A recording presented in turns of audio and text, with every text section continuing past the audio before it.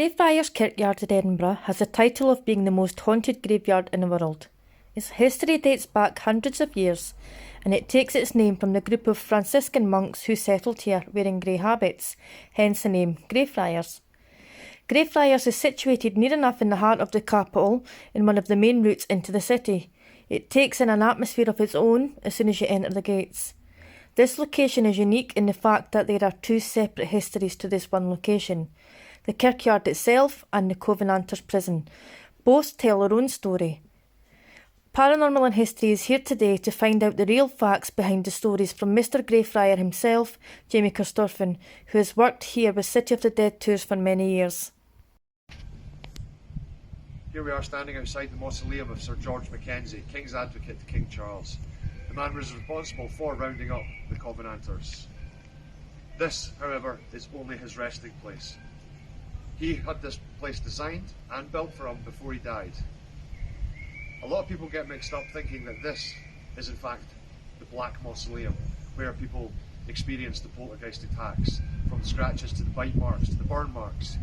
This is actually false. This is only George's final resting place.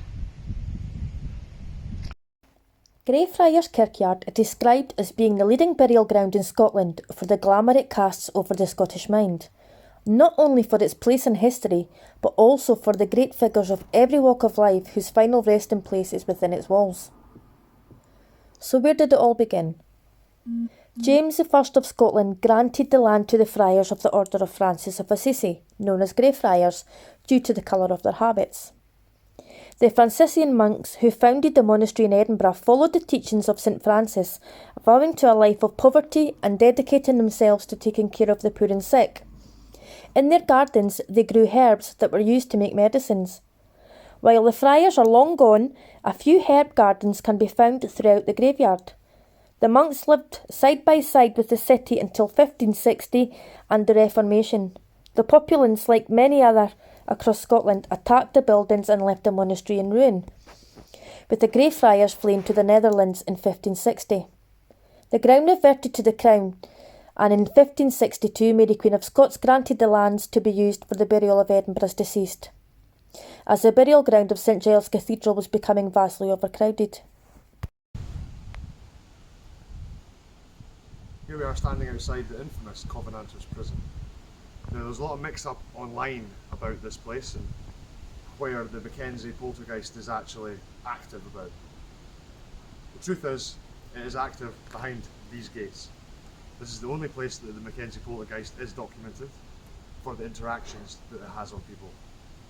People on the tours experience things like the burns, the scratch marks, bite marks, people being pushed, shoved, kicked, punched, all from unseen forces. So much so in 1999, the council who own the ground decided to lock these gates behind me to cut it off from the public. Since then, City of the Dead Tours are the only tour company with access to this area, and they continue to document every instance of the infamous poltergeist. Sir George McKenzie was the man who rounded up the 1,200 Presbyterian Covenanters at Bothwell Bridge and imprisoned 400 of them in a graveyard. Mackenzie was said to be responsible for killing nearly 18,000 people during an 8-year period in Scottish history which was dubbed the Killing Time. He became known as Bloody Mackenzie, and as a result his stone mausoleum in the graveyard is not maintained out of disrespect for his deeds. Part of the graveyard was later used as a prison for Covenanters who had been defeated that year by government forces at the Battle of Bothwell Bridge in 1679. For more than 4 months the men were held in a prison without any shelter, with each man only allowed 4 ounces of bread a day.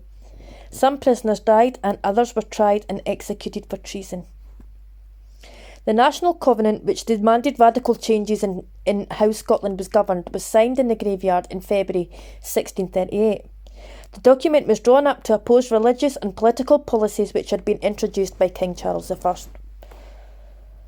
The Covenant was a promise to uphold Presbyterian values. The Covenanters refused to accept the king as the spiritual head of the church in Scotland and opposed the system of church government. Charles regarded this as treason and declared war on the Covenanters, a move which eventually led to civil war across England, Scotland and Ireland.